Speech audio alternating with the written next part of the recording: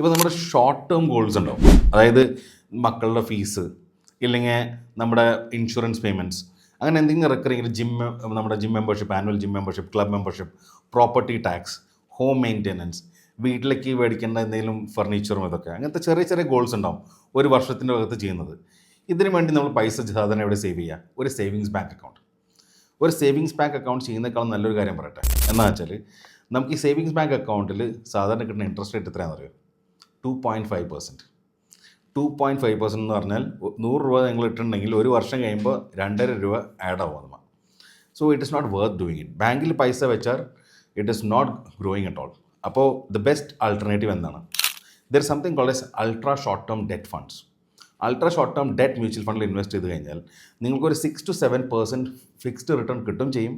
മാത്രമല്ല ഇതിന് 0 ലോക്കിനാണ്. ഒരു എഫ് ഡിയിൽ ഇട്ട് കഴിഞ്ഞാൽ നമുക്ക് 6-7% കിട്ടുമായിരിക്കും. പക്ഷേ വ്യത്യാസം എന്താ വെച്ചാൽ ഇവിടെ ലോക്കിനില്ല. എഫ് ഡിയിൽ ലോക്കിനാണ്. നിങ്ങളിപ്പോൾ ഒരു വർഷത്തേക്ക് കിട്ടു, ഇടയിൽ നിങ്ങൾക്ക് പൈസ ആവശ്യം വന്നു, വിഡ്രോ ചെയ്യാൻ പോയാൽ അതിന് പെനാൽറ്റി വരും. അതേ സമയത്ത് ഒരു ഡെറ്റ് മ്യൂച്വൽ ഫണ്ടിൽ പൈസ ഇട്ട് കഴിഞ്ഞാൽ നിങ്ങൾ എന്ന് വിഡ്രോ ചെയ്യുന്നോ അന്നേ ടാക്സ് വരുന്നുള്ളൂ, ആദ്യത്തെ കാര്യം.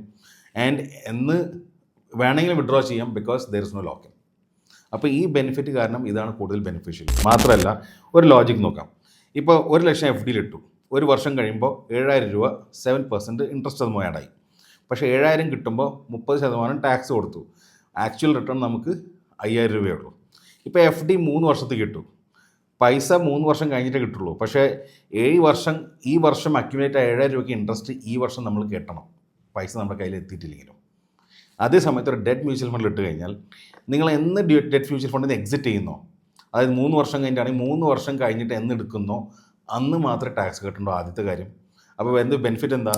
ഈ ഡെറ്റ് മ്യൂച്വൽ ഫണ്ടിൽ 7% തന്നെ സെയിം റിട്ടേൺ കിട്ടിയാലും ഫസ്റ്റ് ഇയറിൽ 1,07,000 ആയാലും ആ 1,07,000 അടുത്ത വർഷം 7% ആഡ് ആവുക.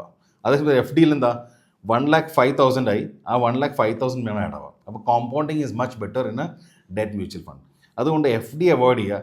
അതേ പൈസ ഷോർട്ട് ടേം മ്യൂച്വൽ ഫണ്ടിൽ ഇട്ട് കഴിഞ്ഞാൽ your money is much faster growing and also returns are better. But this is something which you should consider.